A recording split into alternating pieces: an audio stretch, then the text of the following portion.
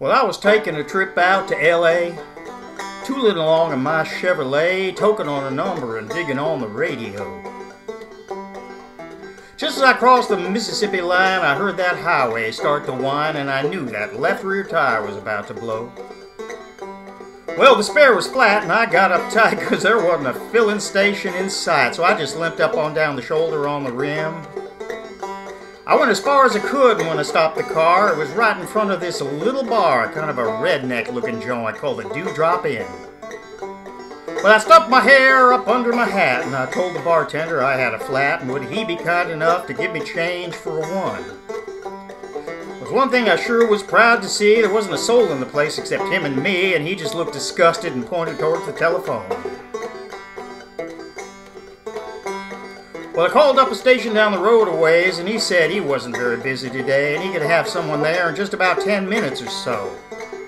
He said, now you just stay right where you're at, and I didn't bother to tell the darn fool that I sure as hell didn't have any place else to go.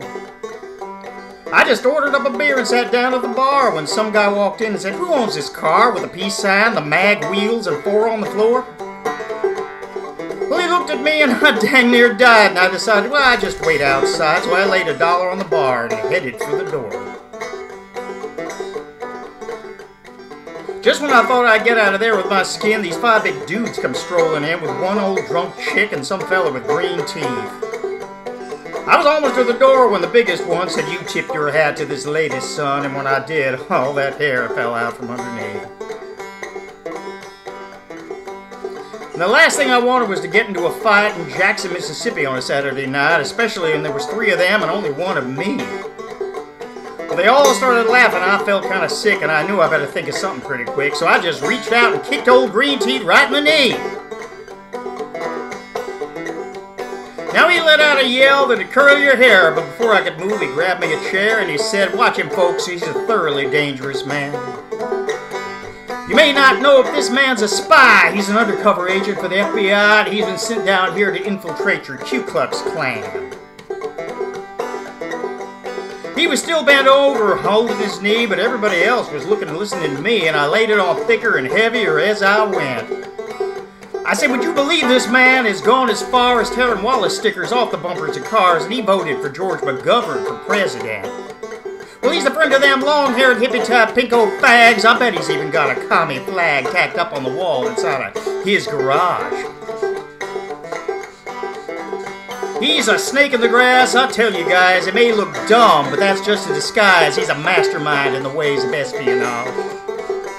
Well, they all started looking real suspicious at him, and he jumped up and said, just wait a minute, Jim. You know he's lied. I've been living here all of my life. I'm a faithful follower of Brother John Birch, and I belong to the Antioch Baptist Church, and I ain't even got a garage. You can call home and ask my wife. Well, he started saying something about the way I was dressed, but I didn't wait around to hear the rest. I was too busy moving and hoping I didn't run out of luck.